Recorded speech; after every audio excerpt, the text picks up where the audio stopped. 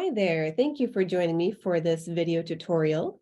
Silver Moon is a program that is Orton Gillingham influenced. It is an explicit and systematic spelling system, and you can teach kids to read using a spelling system. However, a lot of teachers are looking for those extra reading components when they're using Silver Moon. So they want the phrases, they want the sentences, they want stories, they want to include that three-part drill, and possibly even some more phonological processing activities. So what I did is I created a structured literacy lesson plan template that you can use and plug Silver Moon lessons right into. So this is really pretty cool to see how this works. Let me share my screen.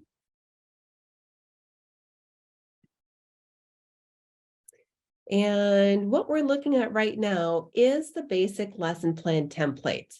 You'll notice it starts with a traditional three-part drill. The only difference with our three-part drill is that we call it by different names. So we start with the see and say procedure, we go to the say and write procedure, and then we do the blenders procedure. That's our three-part drill in Silver Moon. From there, we're going to move on to a phonological awareness activity or activities. Many teachers use Kilpatrick or Hegarty, other teachers use something else. You can fill in what you're using here, determined by what your student needs are. And then when you get to the blue headers on this lesson plan template, that's an indicator that you are using the Silver Moon manual for these pieces. So you would pop into your Silver Moon manual, whether you're in books 1, 2, or 3, and you would start with your brief concept review, your lesson goals, your guided spelling practice with your real and nonsense words, and so on and so forth. But what I've added here, when you pop out of that lesson, you're going to do phrases for spelling and reading dictation. Now, this is not currently a part of the Silver Moon teacher's manuals. However, I'm going to show you some examples that I've created for you. You'll then do sentences for spelling and reading dictation. You'll then do reading of connected text, which could include some vocab preview, some comprehension questions. You'll move into your red letter or heart word procedure. And last but not least, we'll do our independent practice pages and extension activities from the Silver Moon manual. Notice the blue headers. Now we pop back into the Silver Moon manual. And last but not least, if you have students that need alphabet activities, you might want to do some alphabet activities. And you could really put this anywhere in the lesson that you like. I like to keep it here just so we don't forget about those important alphabetical needs. So let's show you a lesson plan that is filled out. We'll start on page 1. For ease of use here, I started in the blue book, lesson 1, Queen Quail. And with the three-part drill, you've seen I've filled in all of the letters that students are coming to the table knowing.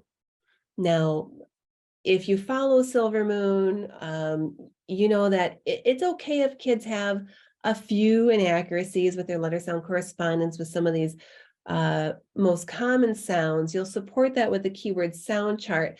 However, they should have the majority of these letters in place. And this is really one of the big reasons Silver Moon isn't recommended for kids under 6 years old. Usually by the time kids get to be 6 years old, first grade, they have these really common letter sound correspondences in place. So you're moving through your three-part drill. You're moving on to your phonemic awareness skill. You're jumping into your Silver Moon manual, lesson 1. And when you jump out of that manual and back into this lesson plan, you'll notice I've added phrases that are controlled phrases. And by that, I mean, you only have letter sound correspondences, phonetic patterns here that students know or have been taught. And I've done the same for sentences. Now, I don't have the reading of connected text included here. You may want to use your own source for that. You may want to write your own connected text. Maybe you can pull together some of the sentences we use for spelling and reading dictation here and add some additional sentences to create your own connected text. And then you're wrapping up with the rest of the pieces. Now, where this gets interesting is when you move to lesson plan number 2. And I'll show you how this 3-part drill changes. Essentially, you have the same set of letters, but we've added the QU because students now know that QU says qu. They've finished lesson plan number 1. So in lesson plan number 2, we have that added phoneme grapheme card in our deck. We move on through the lesson. We teach lesson 2 from the blue Silver Moon Teacher's Manual. And then we have our phrases for spelling and our sentences for spelling and reading dictation. And notice now we have not only the QU and the prerequisite letter sound correspondences students need before they start the program, but we also have our Sam Lowe's fried zucchini patterns, our double F, double Z's, S's, and L's. Now I'd like to show you the 3rd lesson plan, and you can see how this progression looks. Once we get to lesson 3, which is our sick elk rule, we've added not only the QU, but also the double F, double S, L, and Z to our phoneme grapheme cards. And moving on, I've also given you some phrases for spelling and reading dictation, as well as sentences for spelling and reading dictation, all controlled as well, very much decodable content. So that is, in a nutshell, what it looks like to take Silver Moon and really kind of adapt it so you have more of a comprehensive reading lesson, including those phrases, those sentences, and the connected text of your choice or of your creation.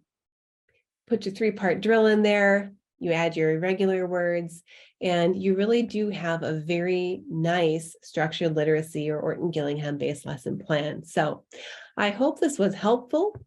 If you need anything by way of support, please contact me using my email address or support@silvermoonspellingrules.com. And good luck with this. I really would love to hear from you and hope you have a great time teaching reading and spelling. Thank you.